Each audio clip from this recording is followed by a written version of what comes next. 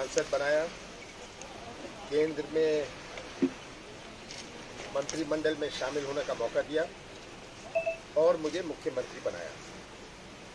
15 महीने मैं मुख्यमंत्री रहा, जिसमें से 2.5 महीने आचार संहिता और लोकसभा का चुनाव था। 12.5 महीने बचे थे मेरे पास। इस 12.5 महीनों में प्रदेश को एक नया मोड़, प्रदेश के भविष्य के लिए एक नया नक्शा बनाने का मैंने प्रयास किया और छिंदवाड़ा के लिए जो संभव था, जो हमारी शिक्षा क्षेत्र में हो, स्वास्थ्य क्षेत्र में हो, रोजगार के लिए हो, मेरा पूरा प्रयास था। इन 12.5 महीनों में प्रदेश की जनता ने हमारी नीति और नियत पहचानी और मुझे विश्वास है कि आगे आने वाले उपचुनाव में जनता इसे पहचान कर अपना फैसला करेगी। 20 मार्च को मैंने इस्तीफा दिया, पर 1 महीना तो इसी में गुजर गया, 20-30 दिन तो इसी में गुजर गए। तो जब मैं कहता हूं कि 12.5 महीने थे, 12.5 महीने नहीं थे, 11.5 महीने थे मेरे पास। ये जो भोपाल में हुआ, पहली दफे देश के और विश्व के प्रजातंत्र में सौदेबाजी से सरकार बनी। छोटा सौदा तो छिप जाता है, पर बड़ा सौदा छिप नहीं सकता। सौदा करके विधायकों ने अपना इस्तीफा दिया। कोई विधायक ऐसे आसानी से अपना इस्तीफा नहीं देता कि विधायक भी फिसल गए। मुझे इसकी चिंता नहीं है, मुझे दुख नहीं है, किसी पद की दुख नहीं है। इतने साल मेरे पास कोई पद नहीं रहे, मैं मुख्यमंत्री नहीं रहा। 11-12 महीनों में जब मैं मुख्यमंत्री रहा, इस पद के जाने को मुझे दुख नहीं है, पर मुझे इस बात का दुख है कि जो मैं मोड़ दे रहा था, प्रदेश की एक नई पहचान बना रहा था, जो शुद्ध का युद्ध मूवमेंट शुरू किया था, जो माफिया का मूवमेंट शुरू किया था, जो हमारी बिजली की बिल की बात थी, हमारी पेंशन की थी, हमारी सामूहिक विवाह की थी, हमारे किसानों को के कृषि क्षेत्र में एक नई क्रांति लाने का प्रयास शुरू किया था। कर्जा माफ था।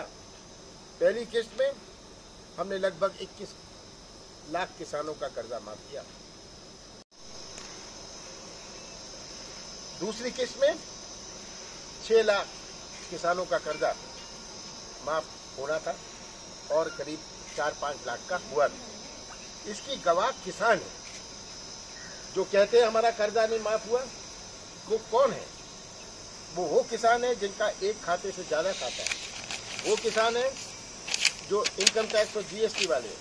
वो किसान है जिन्होंने फसल के लिए कर्जा नहीं लिया, पर गाड़ी के लिए या घर के लिए कर्जा लिया है। हमारी तो फसल ऋण माफी की योजना थी।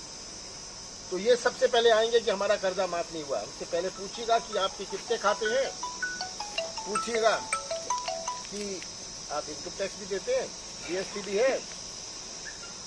पूछिएगा, हमने तो 2 लाख रुपए तक का कहा था, 2 लाख से ज्यादा है तुम्हारा। हमारी तीसरी किस्त शुरू हो रही थी जून से, जहां हर किसान का कर्जा 2 लाख रुपए तक का माफ होता है। जो डिफॉल्टर किसान है उनका कर्जा माफ हुआ है।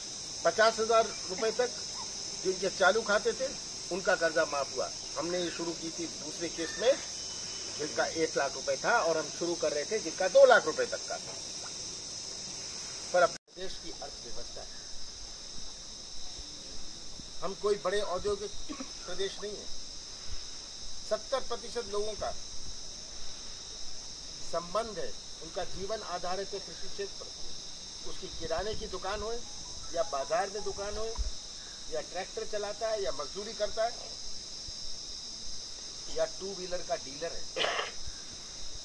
2 व्हीलर का डीलर भी कृषि क्षेत्र का है, क्योंकि 2 व्हीलर भी हमारे कृषि क्षेत्र में। नमस्कार। नीचे कर लें तो बोला नहीं जाएगा। जी ठीक है, ये सब दूर है इसलिए। जी मेडिकल इंस्टीट्यूट की बात हो, रोजगार की बात हो,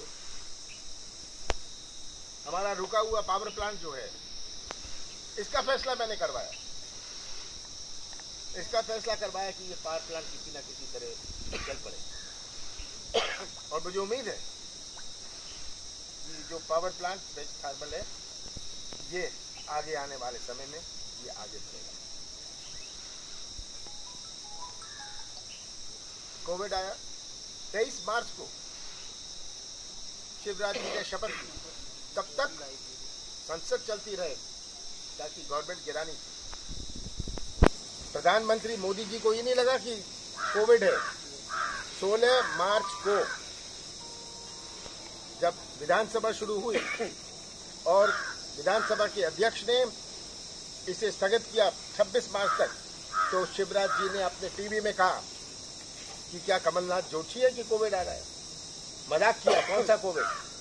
सबने, पूरे प्रदेश ने देखा, इसका मजाक करते रहे। मैंने तो जनवरी की आखिरी से, जब भी मुझे ऐसे संकेत मिले थे कि कोविड आ रहा है, मैंने वीडियो कॉन्फ्रेंस, पत्र लिखा था। ये सब आज खुली बात है। मैंने शुरुआत करी थी, उस वक्त मध्य प्रदेश में एक कोविड केस नहीं था। 23 तारीख तक एक कोविड केस मध्य प्रदेश में नहीं था।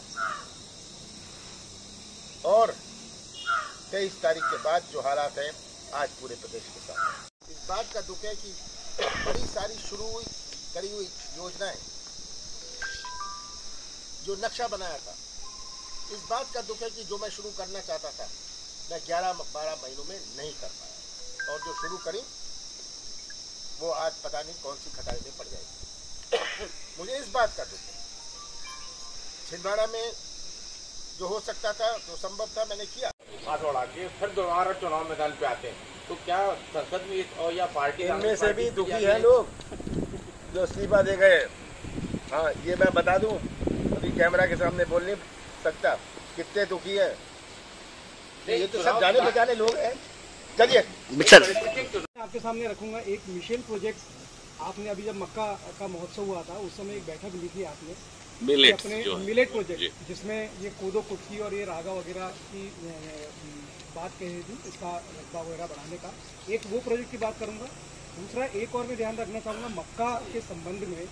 पिछले बार आदिवासी क्षेत्र के मक्का उत्पादक किसानों को 90% अनुदान पर बीज उपलब्ध कराए गए थे, और ये जानकारी अभी हमें लगी है कि इस साल वो प्रोजेक्ट स्टेट से सेंट्रल को भेजा ही नहीं गया है। रुकावट करने की कोशिश करेंगे, पर मैं